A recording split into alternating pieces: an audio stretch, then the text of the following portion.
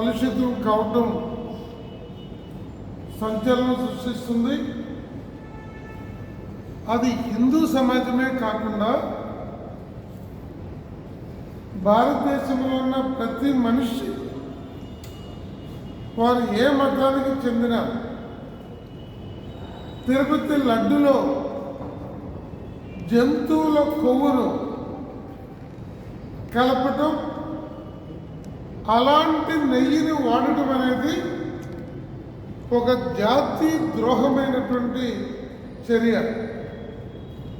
దీని మీద సిబిఐ విచారణ జరపాలని సిపిఐ డిమాండ్ చేస్తుంది.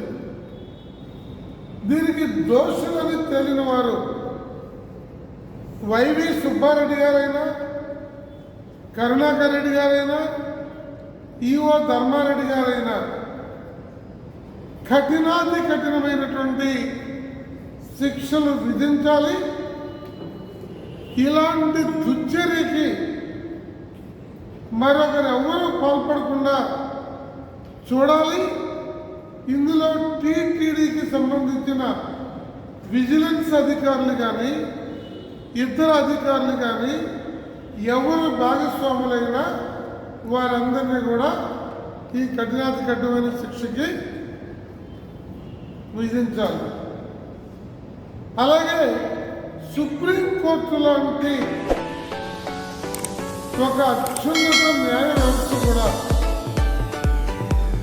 దీన్ని స్వచ్ఛందంగా టేకప్ చేసి దీని ద్వారా భారతదేశంలో ఎలాంటి ఏ మతానికి చెందిన దేవాలయాల్లో ఇలాంటి దుర్మార్గాలు, కల్తీలు, అపవిత్రమైనటువంటి కార్యక్రమాలకు పాల్గొంటున్నటువంటి వారు ఎవరైనా సరే వారిని క్షమించకూడదు.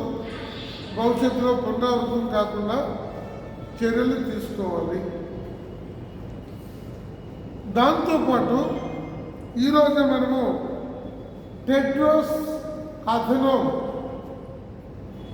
WHO డైరెక్టర్ జనరల్ పత్రికల్లో వచ్చింది.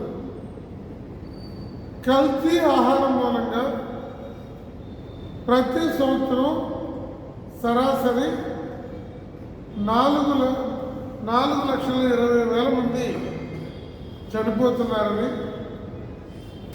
90 కోట్ల మంది అనారోగ్యం పాలవుతున్నారని World Health Organization general secretary ఇవాళ నేను ప్రెస్లో మాట్లాడుతూ చెప్పాను. అందులో 69% భారతదేశంలో జరుగుతుంది. అంటే దేశవ్యాప్తంగా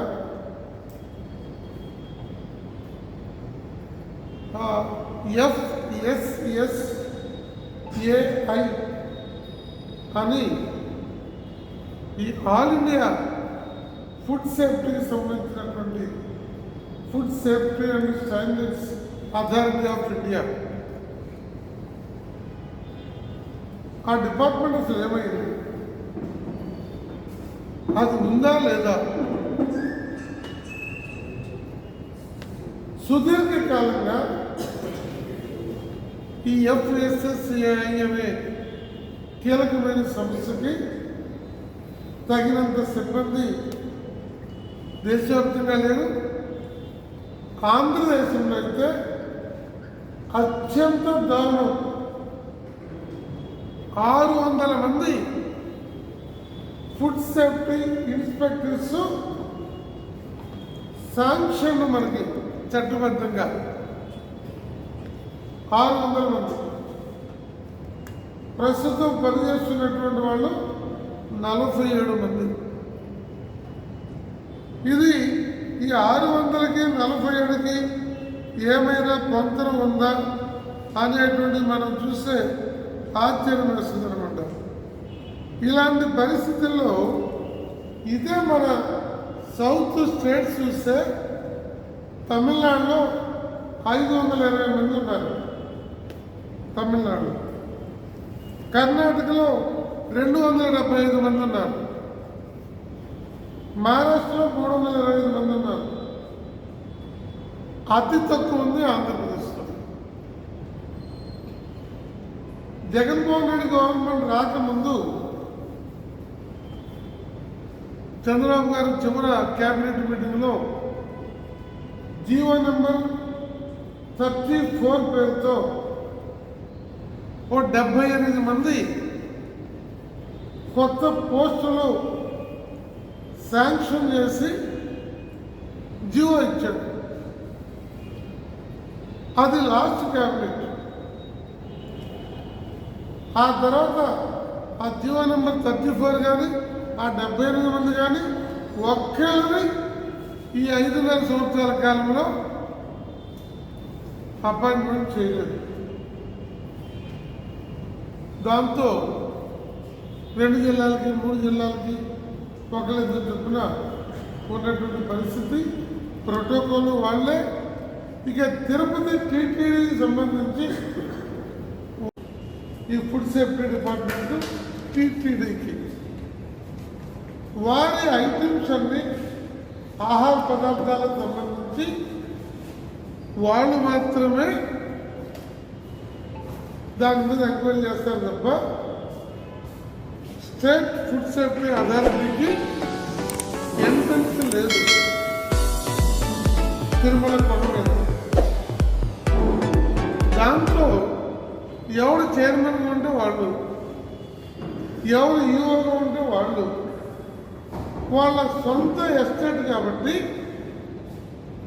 వాళ్ళు ఏ రకమైన జంతు కళేబరాలకు సంబంధించిన కొవ్వును కరిగించి నేతిలో కలిపినా కూడా దిక్కుమొక్కు లేని పరిస్థితి టీటీడీలో ఏర్పడింది.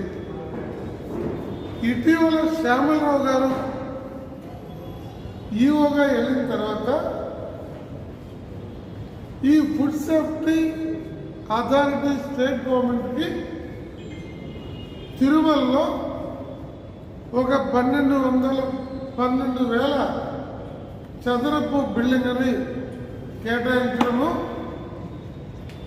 దాన్ని అక్కడ ఏర్పాటు చేయడానికి అవకాశం కల్పించారు. ఒక 6 మాసాల్లో స్టేట్ గవర్నమెంట్కి సంబంధించిన ఫుడ్ సేఫ్టీ అథారిటీ ప్రత్యక్షంగా తిరుమలలో కూడా వీటిని పరీక్షించేటువంటి అవకాశం ఉంటుందని అంటున్నారు. మరి ఈ లడ్డూల సంక్షేమం తర్వాత యుద్ధ ప్రాతిపదిక మీద తిరుమలలో అన్ని రకాల వస్తువుల్ని, పౌర సేవల్ని, మంచినీటితో సహా తిరుమలలో, తిరుపతిలో ఉన్న హోటళ్ళు, పలహారశాలలు, భోజన హోటల్ అన్నింటి మీద కూడా గట్టి నిఘా పెట్టి ఒక పవిత్ర స్థలంలో కలుషిత ఆహారం రోజు వెళ్ళే లక్షలాది మంది భక్తులకి లేకుండా నిరోధించాలని చెప్పి సిపిఐ పార్టీగా మేము ఈ సందర్భంగా డిమాండ్ చేస్తూ ఉన్నాం.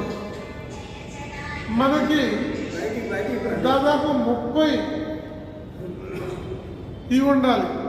మొబైల్ వ్యాన్స్ కల్తీ ఆహారాన్ని నిరోధించడానికి మొబైల్ వ్యాన్లు ఉంటాయి. 80 రకాల ఆహార పరీక్షలు చేయడానికి ఆ మొబైల్ వ్యాన్లో ఫెసిలిటీ ఉంటుంది. 80 రకాల ఐటమ్స్ స్పాట్లో. కానీ ఒక్క వ్యాన్ కూడా గత ప్రభుత్వ కాలంలో కేంద్రం నుండి తెచ్చుకోలేదు. 10 వ్యాన్లు వచ్చి హైదరాబాద్, తెలంగాణలో ఆడ ఉన్నాయి, కానీ అది మన రాష్ట్రాన్ని తెచ్చుకోవడానికి మన గవర్నమెంట్ చేత కాలేదు. ఇప్పుడు 4 వ్యాన్లు వచ్చాయి, ఇంకో 14 వ్యాన్లు రాబోతున్నాయి. వీటిని చంద్రబాబు గారి ప్రభుత్వం కూడా సాధ్యవేత వైఖరితో కాకుండా ఫుడ్ ఇన్స్పెక్టర్లకి ప్రత్యేక ఇంటర్వ్యూలు పెట్టి ఆ డిపార్ట్మెంట్ని స్ట్రెంథన్ చేయాలి. మనకి 14 వ్యానుల్ని ఇమ్మీడియట్గా తెప్పించాలి. స్టేట్ లెవెల్ ఈ కల్తీ ఆహార పరిశోధన కేంద్రాన్ని విజయవాడలో ఎస్టాబ్లిష్ చేయాలి. ఆ రకంగా మన రాష్ట్ర ప్రజల్ని పలు దేవాలయాల దగ్గర ప్రసాదం అందుకునేటువంటి వారందరినీ కూడా కాపాడాలని చెప్పి ఈ సందర్భంగా సిపిఐ డిమాండ్ చేస్తూ, అది విశాఖ అయినా అమలాపురమైన రాష్ట్రంలో ఉన్న అన్ని రకాల దేవాలయాల యొక్క పవిత్రతని ఈ కలుషిత ఆహారం లేకుండా ప్రభుత్వం సత్వర చర్యలు తీసుకోవాలని చెప్పి సిపిఐ డిమాండ్ చేస్తూ సమగ్ర విచారణ ద్వారా కఠినంగా దోషులను శిక్షించాలని మేము డిమాండ్ చేస్తున్నాం. మీరు కూడా ఉందా లేకపోతే రిపోర్ట్ ఉందా? మీరు కూడా అట్లా మాట్లాడడం కరెక్ట్ కాదేమో.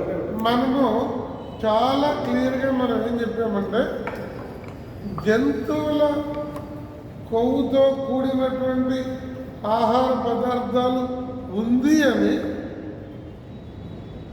గుజరాత్ చెందిన నేషనల్ డైరీ డెవలప్మెంట్ సంబంధించినటువంటి అత్యున్నతమైన బోర్డు వెరిఫై చేసి ఇచ్చిన డాక్యుమెంట్ని సిఇఓ మీడియాకి చెప్పిన తర్వాత నా దగ్గర డాక్యుమెంట్ ఉండాల్సిన అవసరం లేదు. అందువల్ల మనం ఏం చెబుతున్నామంటే, మళ్ళా చెబుతున్నాను సాక్షి మిత్రుడికి, నేషనల్ డైరీ డెవలప్మెంట్కి సంబంధించినటువంటి దేశంలో క్వాలిటీ కంట్రోల్లో హైయెస్ట్ కెపాసిటీ ఉన్నటువంటి వారు వెరిఫై చేసి జంతువుల కొవ్వు పదార్థం ఇందులో కలిసింది అని చెప్పిన దాన్ని ఒక ఎగ్జిక్యూటివ్ ఆఫీసర్ ఉన్నతాధికారి అఫీషియల్గా డాక్యుమెంట్ని మీడియాకి చెప్పిన తర్వాత ఇంకా సాక్షికి గుంటూరులో నేను చూపించాల్సిన అవసరం లేదు అనే విషయాన్ని స్పష్టీకరిస్తున్నాను. అదే సమయంలో సిబిఐ విచారణని మేము కోరాం. వైవి సుబ్బారెడ్డి గారికి ఎలాంటి భయం లేకపోతే విజిలెన్స్ ఎంక్వైరీని ఆపమని హైకోర్టుకి వెళ్ళాల్సిన కర్మ వైవి సుబ్బారెడ్డి గారికి ఎందుకు? ఛాలెంజ్ చేస్తున్నాం, ఏ రకమైన ఎంక్వైరీ అయ్యండి, ఇందులో అటువంటిది కలిసి ఉంటే నేను మెడగోసుకుంటాను తిరుపతిలో అని వైవి సుబ్బారెడ్డి గారు చంద్రబాబు నాయుడు గారిని లేకపోతే కేంద్ర ప్రభుత్వాన్ని ఛాలెంజ్ చేయవచ్చు. అది చేయాల్సిన వైవి సుబ్బారెడ్డి విజిలెన్స్ ఎంక్వైరీని ఆపమని కోర్టుకు వెళ్ళాడు అన్నాక సాక్షి దీని మీద ఏం రాస్తుందో మీరు ఆలోచించారు. ఆయనే ఒక బిల్లు వేశారు, బుధవారం అయిపోతారు దీని మీద.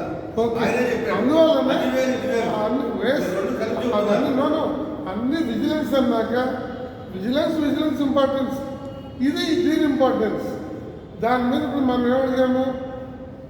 సిబిఐ ఎంక్వైరీ అడిగాము. ఆయన కూడా అదే అడుగుతున్నాడు, నేను కోర్టులో వేసాడు. అందుకని చూద్దాం, చూద్దాం అది మనం. అందుకనే దీంట్లో చాలా క్లియర్గా చెప్తున్నాం.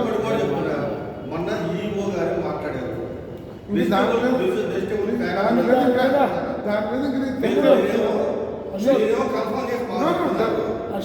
ఈఓ గారు చాలా స్పష్టంగా ప్రెస్ మీట్ పెట్టి చెప్పారు, వెజిటబుల్ ఫ్యాట్ ఉన్నారు. మీరేమో మాకు ప్రత్యేకంగా చెప్తున్నారు అంటారు. మరి దాని మీద మీరేం మాట్లాడారు? ఖచ్చితంగా చెప్తున్నాము. ఈఓ ఎంక్వైరీ రిపోర్ట్ తోటి చెప్పాడు. ఆ ఎంక్వైరీ రిపోర్టును కూడా కాకుండా మనమే అడుగుతున్నాము, సిబిఐ విచారణ అడుగుతున్నాం, సుప్రీంకోర్టు కూడా ఇన్వాల్వ్ కమ్మని అడుగుతున్నాం. ఇంకా సాక్షికి వచ్చిన ఇబ్బంది ఏముంది?